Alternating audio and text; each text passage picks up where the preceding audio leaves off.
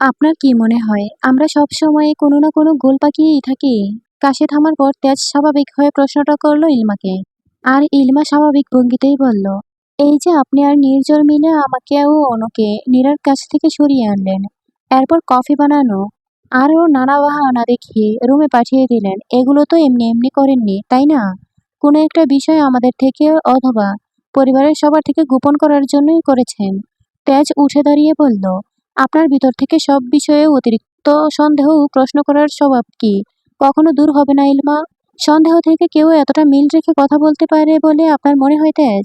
তেজ ইলমার দিকে ঘুরে দাঁড়িয়ে বলল, মানে? মানেটা খুব সহজ। আপনার কথা মতো তখন আমি অনুকে নিয়ে রুমে ঠিকই গিয়েছিলাম। কিন্তু আমার খচখচানি স্বভাবটা আমায় রুমে স্থির থাকতে দেয়নি। একটু পর বের হতেই শুনলাম আপনি ডাক্তার আঙ্কেল ও আপনার বাবাকে বললেন নির্ঝর কোথায় তা আপনি জানেন না। অথচ আপনি নিজেই নির্ঝরকে তার রুমে গিয়ে বিশ্রাম নিতে বলেছিলেন। এখন কি বলবেন? এইসব আমি মিথ্যে বলছি? তেজ বুঝতে পারলো ইলমার থেকে কথা লুকানোর চেষ্টা করে আর কোনো লাভ হবে না। কারণ ইলমা ঘটনার অনেকাংশই অনুমান করতে পেরেছে। তেজ শব্দ করে একবার নিঃশ্বাস ফেলে বলল, আর মিথ্যে বলে যে লাভ নেই তা আমি বুঝতে পেরেছি। তবে এখন সত্যটা শোনার পর কোনো রকম রিয়েক্ট করবেন না আপনি আর। এই বিষয় নিয়ে কাউকে কিছু বলবেন না। অনুকে তো একদমই না। কথা দিন। এই বলে তেজ ওর ডান হাতটা মেলে বাড়িয়ে দিল ইলমার দিকে। ইলমা ভ্রুজোড়া কিঞ্চিত কুঁচকে এলো। ইলমা সেকেন্ড কয়েক তেজের হাতে ওর চোখের দিকে নীরবে তাকিয়ে রইল। অতঃপর বেশ করলাম প্রমিস বলে তেজের ডান হাতের তালুতে আলতো করে স্পর্শ করে সঙ্গে সঙ্গে সরিয়ে নিল হাত। তেজ আশেপাশে নজর বুলিয়ে ধীরে স্বরে বলল, নির্ঝর অনুকে পছন্দ করে। তেজের এই ৪ শব্দের বাক্যটা শোনা মাত্র ইলমার মাথায় যেন ভারী কোনো কিছু ভেঙে পড়ল। ফলস্বরূপ ওর মুখ হা হয়ে গেল। চোখের আকৃতি স্বাভাবিকের তুলনায় বড় হয়ে গিয়েছে। তেজ আবার বলল, এইটুকু শুনেই তো অবাক হলেন। বাকিটুকু শুনলে তো মনে হয় সেন্সলেস হয়ে যাবেন। ইলমা ওর মুখ বন্ধ করে নিয়ে একবার ঢুক গেল। কিন্তু অবাক এর পাশাপাশি স্তব্ধ ভাব এখনো ওর মুখশ্রী জুড়ে ফুটে আছে। তেজ দম ফেলে বলল, এখানে আসার আগে আপনাকে নিয়ে কফি শপে গেলাম। অনু আর নির্ঝর বাংলো বাড়িতে একলা ছিল, মনে আছে আপনার? ইলমা উপর নিচ মাথা নেড়ে হ্যাঁ সূচক জবাব দিল। তেজ বলল, অনু অসুস্থ ছিল আগে থেকেই। এরপর ওর অসুস্থতার মাত্রা বেড়ে গেলে নির্ঝর আমাদের পারিবারিক ডাক্তারকে দেখিয়েছিল সেদিন অনুকে। ওই ডাক্তারই আজ নীরাকে চেক আপ করতে এসেছিল কিছুক্ষণ আগে। আর ফাঁকা বাড়িতে দুজন নরনারীর একসাথে থাকাটা হোক সেটা কোনো এক পক্ষের সমস্যা, তবুও সমাজ তো তা স্বাভাবিকভাবে নিতে চায় না। তাই সেদিন ডাক্তারের সামনে নির্জন অনুকে ওর হবু বউ হিসেবে পরিচয় দিয়েছিল। এই কথা শোনা মাত্র ইলমার এক হাত অটোমেটিক ওর মাথায় চলে গেল আর মুখ দিয়ে বেরিয়ে এলো আল্লাহ শব্দ। তেজ থেমে গেল মিনিট খানেকের জন্য। ইলমা এই সময়ের মধ্যে নিজেকে কিছুটা সামলে নিয়ে বলল, অনু এই বিষয়ে কিছু জানে না তো, তাই না? তেজ এপাশ ওপাশ মাথা নাড়িয়ে না সূচক জবাব দিলে ইলমা শব্দ করে নিঃশ্বাস ফেলে বলল, এই কারণেই তাহলে এত সময় ধরে চলছিল আপনাদের দুই ভাইয়ের রাগ ডাক? তেজ জোরপূর্বক হাসার চেষ্টা করে বলল, কি করব বলুন? শত দোষ ভুল করলেও আমার এই ছোট ভাই নির্ঝর অসময়ে শুকনো কুয়োর ভিতরে ধাক্কা দিয়ে কি করে ফেলতাম। বাঁচানোর এই ছোট্ট প্রচেষ্টা তাই করতেই হলো। কিন্তু এভাবে কতদিন চলবে? কেন? আপাতত তো পুরো বিষয়টা ম্যানেজ হয়েই গেল। তাহলে আর কি ঝামেলা থাকছে এই নিয়ে? অনুর মানসিক অবস্থা সম্পর্কে তো আপনি খুব ভালোভাবেই অবগত তেজ। আর সামনে সাফারাজ ভাইয়া ও পিহু ভাবির বিয়ের অনুষ্ঠান করা হবে বড় করে। তখন তো আবারও আসবেন ওই ডাক্তার আঙ্কেল সেখানে। আপনার পরিবারের সবার সাথে সাক্ষাৎকালীন তো তিনি এই সব বিষয়ে কথা আবারও তুলতে পারেন, তাই না? তখন ওই বড়া সমাজে সব সত্য কিভাবে চেপে রাখবেন আপনি?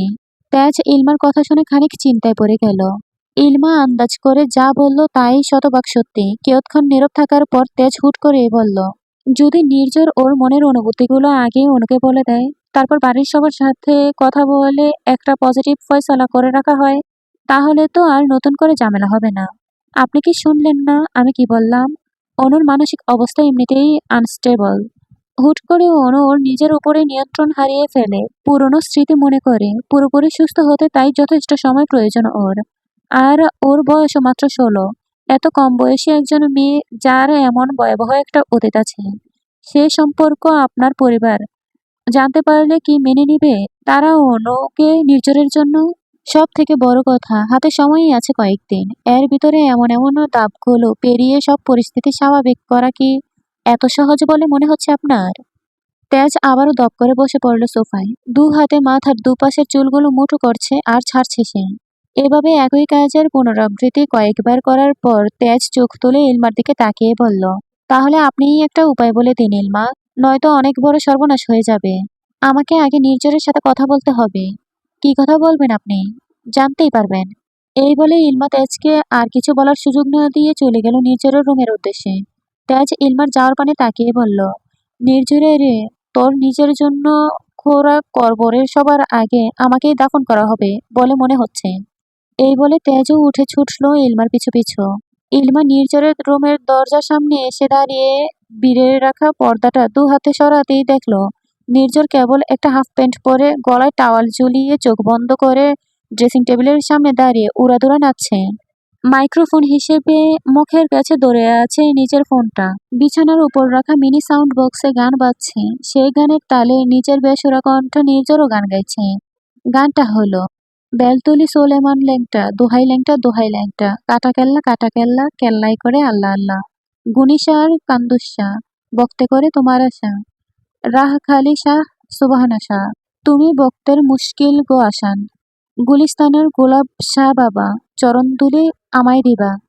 তেজ ইলমার পিছনে এসে দাঁড়াতেই নির্জরের এমন অবস্থা দেখে সঙ্গে সঙ্গে নিজের পায়ে থাকা গরোয়া একটা জুতা খুলে সোজা ছুঁড়ে মারল নির্জরের দিকে, যা গিয়ে লাগলো নির্জরের জায়গা বরাবর। নির্জর সঙ্গে সঙ্গে সেই জায়গায় দুহাত চেপে ধরে, মা গো, আমার বংশের বাতি নিব্বা গেল গো বলে চিল্লে উঠে হাঁটু বাজ করে মেঝের উপর বসে পড়ল। ইলমা সঙ্গে সঙ্গে ওর দু চোখ ডেকে নিয়ে বলল, যান, আপনার বাইকে গিয়ে সামলান আপনি, আমি আর এখানে থাকতে পারছি না। এই বলে ইলমা তৎক্ষণাৎ তেজের পাশ কাটিয়ে চলে গেল। তেজ রুমের ভিতরে প্রবেশ করে দাঁতে দাঁত চেপে বলল, সুরের জাত, বাহিরে আমি যান হাতে নিয়ে পুরো বিষয়টা হ্যান্ডেল করলাম, আর তুই রুমে এসে অর্ধ ল্যাংটা হয়ে ল্যাংটা শব্দওয়ালা গানে ডান্স করছিস। নির্জর ওর ব্যথা হজম করার চেষ্টা করে বলল, তাই বলে সোজা আমার বংশের বাতির উপরে জুতা ছুঁড়ে মারবে তুমি তেজ ভাই? একটু দয়া হলো না তোমার? জানোই তো বাচ্চা কাচ্চার কত শখ আমার। চুপ শালা, আর একটা কথা বললে তোর ওই মুখটা সোজা কমটে চুবাবো আমি। মাফ চাই, দোয়াও চাই। এই মুখ যদি কমটে চুবাও তুমি, তাহলে বিয়ের পর বউকে চুমু খাওয়ার জন্য আমার মুখটা আর পবিত্র থাকবে না। শালা, তোর বিয়েই হবে না, বউকে চুমু খাওয়া আর বাচ্চা পয়দা করা তো বহুত দূরের বিষয়। শকুন রূপ নিয়ে এই গরুকে অভিশাপ টভিশাপ পরে দিও, আগে আমায় ধরো। আহ, কি ব্যথা। এই বলে নির্জর ওর এক হাতে তেজের দিকে বাড়িয়ে দিয়ে এই বলে নির্জর ওর এক হাত তেজের দিকে বাড়িয়ে দিলে তেজ তা ধরে জোরে টান দিয়ে উঠালো নির্জরকে। ফলস্বরূপ নির্জরের শরীর ঝাঁকুনি দিয়ে উঠল, আর ব্যথার জায়গাটা আরো ব্যথা অনুভব হলো। নির্জর ধাম করে বিছানার উপর বসে মুখ দিয়ে ব্যথার উদ্ভট শব্দ বের করতে করতে বলল, এখানে কি কোরিয়ান সিরিজের শুটিং চলছিল তেজ ভাই? অমন হ্যাঁচকা ভাবে টেনে তুললে কেন আমাকে? আমার জায়গায় কোনো মেয়ে থাকলে না হয় অন্য কথা ছিল। টেনে তোলার সাথে সাথে সে তোমার বুকের উপর আছড়ে পড়তো। কয়েক সেকেন্ডের চোখাচোখি হয়ে পরে চুমুটুমুও খাওয়া হতো। তেজ এবার মহা বিরক্ত নিয়ে এক পা তুলে নির্জরকে লাথি মারার জন্য প্রস্তুতি নিয়ে বলল, অপ্রয়োজনীয় আর একটা কথা বললে সারা জীবনের জন্য এবার তোর বংশের বাতি নিভিয়ে দিব আমি। নির্জর সঙ্গে সঙ্গে ওর মুখ চেপে ধরল এক হাতে। ইশারায় বুঝালো সে আর একটা শব্দও আপাতত উচ্চারণ করবে না। তেজ ওর পা নামিয়ে নিল। নীরার জ্ঞান ফিরেছে অনেক আগেই, এখন অনেকটাই সুস্থ ও। জ্ঞান ফেরার পরেই ওর মা চাচিরা বসে থাকে নিজ দায়িত্বে ডাক্তারকে বলা অনুযায়ী তরল খাবার খাইয়ে দিয়েছে নীরাকে। সেই তরল খাবার পিহু খুব যত্ন করে বানিয়ে দিয়েছিল। এবারের কোনো একজন সদস্য হুট করে অসুস্থ হয়ে পড়লে তার যত্নের কোনো অভাব হয় না। এত এত যত্নেই সে সময়ের আগে সুস্থ হয়ে ওঠে। এমন পরিবার প্রতিটি মানুষের কামনাতে থাকে হয়তো। নীরাকে জড়িয়ে ধরেই ঘুমিয়ে আছে ছোট্ট নির্বাণ। নির্বাণের নিষ্পাপ শান্ত মায়াবী মুখের দিকে তাকিয়ে নীরা শব্দ করে নিঃশ্বাস ছেড়ে বলল, তোর কি সত্যিই বাবার প্রয়োজন আছে নীর? একটু থেমে আবার বলল, যেই বাবা ছাড়া পুরো প্রেগনেন্সি জার্নি পার করলাম, এত যন্ত্রণা সহ্য করে তোকে জন্ম দিলাম, ১.৫ বছর বয়সে এসে দাঁড়িয়েছিস এখন তুই। তাহলে আগামীতে কেন লাগবে তোর কোনো বাবাকে? একটা পিতৃ পরিচয় ছাড়া কেন চলা সম্ভব না তোর জন্য? বড় বাবা জানতে চাইলেন সমাজ কি বলবে যখন সবাই তোর কথা জানবে। আমি কোনো উত্তর দিতে পারলাম না। আমি কেন বলতে পারলাম না? সমাজের দাঁড়দারি না। এই সমাজেরই তো কোনো এক কুকুর আমায় অচেতন করে তার পুরুষত্ব খাটিয়ে দেহের জ্বালা মিটিয়ে গিয়েছিল সেদিন। তাহলে এই সমাজের অধিকার হয় কিভাবে আমার চরিত্রের দিকে আঙ্গুল তোলার, তোর জন্ম পরিচয় নিয়ে তোকে খোঁটা দেওয়ার? নীরার দু চোখ বেয়ে গড়িয়ে পড়ল নোনা জলেরা। নীরা তা মুছল না, পড়তে দিল। কয়েক সেকেন্ড থেমে আবার বলল, এই জীবনে কোনো পুরুষকে ঠাঁই দেওয়ার পরেও যদি সেই পুরুষেরও ওই কুকুরের মতোই স্বভাব হয়, তখন আমি কি করব? তখন কি হবে? ভালোটা হতে গিয়ে আরো খারাপটা কি হয়ে বসবে না তখন আমার সাথে? তুই তো বাবা পাবি না তখন। নীরা নিজ হাতে ওর নিজের কপাল আলতোভাবে টিপতে শুরু করলো। চোখ মুখ হালকা কুঁচকে নিয়েছে। আজকে হওয়া প্যানিক অ্যাটাক এর আগেও বেশ কয়েকবার হয়েছিল নীরার। সেটা কানাডায় থাকাকালীন সময়ে, যখন নির্বাণ ওর গর্ভে ছিল। প্যানিক অ্যাটাক থেকে একটু রিলিফ পাওয়ার পরেই মাথাটা যন্ত্রণা করে ওর অতিরিক্ত। আজও তার ব্যতিক্রম কিছু হচ্ছে না। নির্বাণকে ভালোভাবে শুইয়ে দিয়ে নীরা সোজা হয়ে বসল। তারপর বলল, সব পুরুষ কি কাপুরুষ হয়? কিছু পুরুষ তো আমার বাবা চাচা ভাইদের মতো সুপুরুষও হয়। তাদের মতো কাউকে কি পাওয়া সম্ভব এই পোড়া কপাল নিয়ে, যে আমার থেকে বেশি নির্বাণকে ভালোবাসে, আপন করে নিবে ওকে? কখনো যেন নির্বাণের এমনটা মনে না হয় সে ওর জন্মদাতা পিতা নয়। তখনই নীরার রুমে প্রবেশ করলো পিহু। পিহু বলল, পুরুষ জাতিকে একসময় ঘৃণা আমিও করতাম নীরা, কিন্তু তোমার ভাই জ্বরের মতো কোনো বার্তা ছাড়া আমার জীবনে এসে সব ভুল ধারণাকে দূরে সরিয়ে পুরুষ জাতির প্রতি বিশ্বাস ভরসা করা যায় যে সেটা মানতে বাধ্য করেছে। তাই কেবল খারাপ চিন্তাগুলোকে মনে জায়গা দিও না। একটু ঠান্ডা মাথায় ভেবে ভালো চিন্তা করে সিদ্ধান্ত নিয়ে দেখো একবার।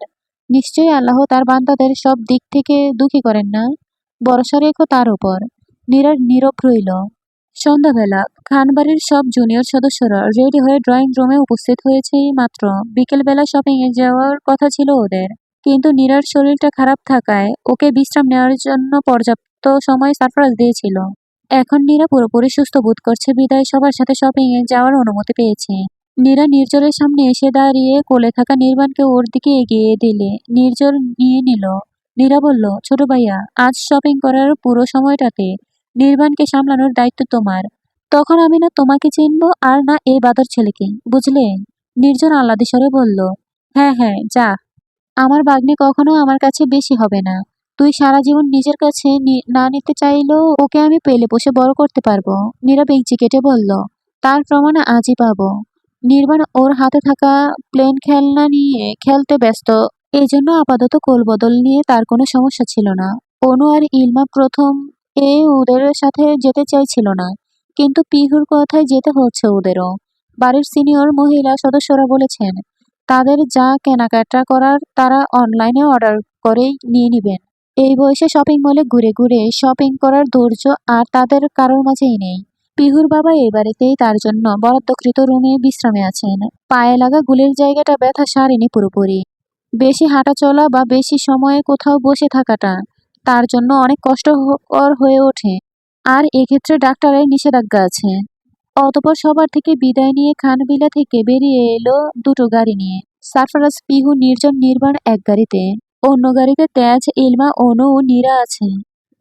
একটা গাড়ি সারফারাজ ড্রাইভ করছে আর অন্যটা তেজ। প্রায় 40 মিনিটের রাস্তা অতিক্রম করার পর ঢাকার সব থেকে বড় শপিং মলের সামনে এসে গাড়ি ব্রেক কষল ওরা। সবাই গাড়ি থেকে নেমে দাঁড়ালো। সারফারাজ আর তেজ পার্কিং সাইডে গাড়িটা রাখতে চলে গেল। একটু পর ওরা আসতেই সবাই একসাথে শপিং মলের ভেতরে প্রবেশ করলো। এর আগেও পিহু একবার এখানে এসেছিল সারফারাজের সাথে। যখন কলেজ থেকে পিহুকে উঠিয়ে নিয়ে সারফারাজ শপিং মলে এনে ওকে শত প্রকার বোরকা, হিজাব, থ্রি পিস ইত্যাদি জিনিস কিনে দিয়েছিল ওর অনিচ্ছা সত্ত্বেও। সেদিনের স্মৃতি মনেও হতেই পিহুর ঠোঁটে হালকা হাসির রেখা ফুটে উঠল। দিনগুলো কিভাবে যেন কেটে গেল। রুচি বদলালো, পছন্দ বদলালো। যেই সারফারাজকে পিহু সহ্য করতে পারত না বললেই চলে, আজ দ্বিতীয়বার তার সাথে সেই একই স্থানে এসেছে তাদের বিয়ের শপিং করতে। ইলমা, অনু, নীরা পিহুর জন্য বিয়ের বেনারসি দেখতে শুরু করেছে প্রথমে। পিহুকে অবশ্য সারফারাজ জিজ্ঞেস করেছে সে কি পরতে ইচ্ছুক, শাড়ি নাকি লেহেঙ্গা। পিহু শাড়ির কথায় বলেছিল সরাসরি। কথাতেই আছে শাড়িতেই নারী। আর সে যদি হয় বাঙালি তাহলে তো কোনো সন্দেহ ছাড়াই শাড়ি বেছে নেবে। তেজ সারফারাজকে নিয়ে শেরওয়ানির কালেকশনগুলো দেখছিল। এদিকে নির্ঝর বেচারা, সে বাসায় থাকাকালীন সময় থেকে হাত বদল করে করে নির্বাণকে কোলে রেখে এখনই ক্লান্ত বোধ করছে। হাত জিম লেগে লেগে আসছে ওর। এই পরিবেশে ওকে কোল থেকে নামিয়ে দেওয়াটাও নিরাপদ মনে করছে না, এজন্য নামায়নি। প্রায় ঘন্টাখানেক পর নির্বাণ নির্ঝরের দিকে তাকিয়ে আদো আদো স্বরে বলল, মামা, শিশি। নির্ঝর প্রথমে বুঝল না, জিজ্ঞেস করলো আবারও, কি শিশি? আমার শিশি পেয়েছে, নির্ঝর মামা। এবার বুঝতে পেরে নির্ঝর তৎক্ষণাৎ নির্বাণকে নিয়ে ছুটল ওয়াশরুমের দিকে। ওয়াশরুমে এসে ওকে কমোডের উপর দাঁড় করিয়ে দিয়ে বলল, নে কর শিশি। আলে পান্ত খোলো। নির্ঝর ওর কপাল চাপড়ে প্যান্টটা পুরো খুলে দিল। নির্বাণ শিশি করার পরপরই বলল, আমি হাক্কু করব। নির্ঝর দাঁতে দাঁত চেপে বলল, বাসা থেকে করে আসতে কি হয়েছিল তোমার, ব্রিটিশের বংশধর? নির্বাণ বলল, এখানে করব না হাক্কু, এটা পতা। এখানে না করলে কই করবি? না না, এখানে করব না। মামা, খুব হাক্কু পেয়েছে। আমি হাক্কু করব, এখানে না। ও আল্লাহ, এখন আমি একে নিয়ে কই যাব? নির্বাণ ওর পিছন চেপে ধরল নিজের ছোট্ট হাত দুটো দিয়ে, আর বলল, মামা হাক্কু, হাক্কু পড়ল পড়ল। বলতে বলতে ওই দৌড়ানো অবস্থাতেই নির্বাণ কাজ সেরে ফেলল। ফলস্বরূপ কিছুটা ছিটকে নির্ঝরের প্যান্টে এসেও লাগলো। নির্বাণের পাও অনেকটা মেখে গিয়েছে। নির্বাণের এমন কর্মকাণ্ড দেখে নির্ঝরের মুখ হা হয়ে গেল। এই সর্বনাশা কাণ্ড যে ঘটালো নির্বাণ, এবার এসব পরিষ্কার করবে কে?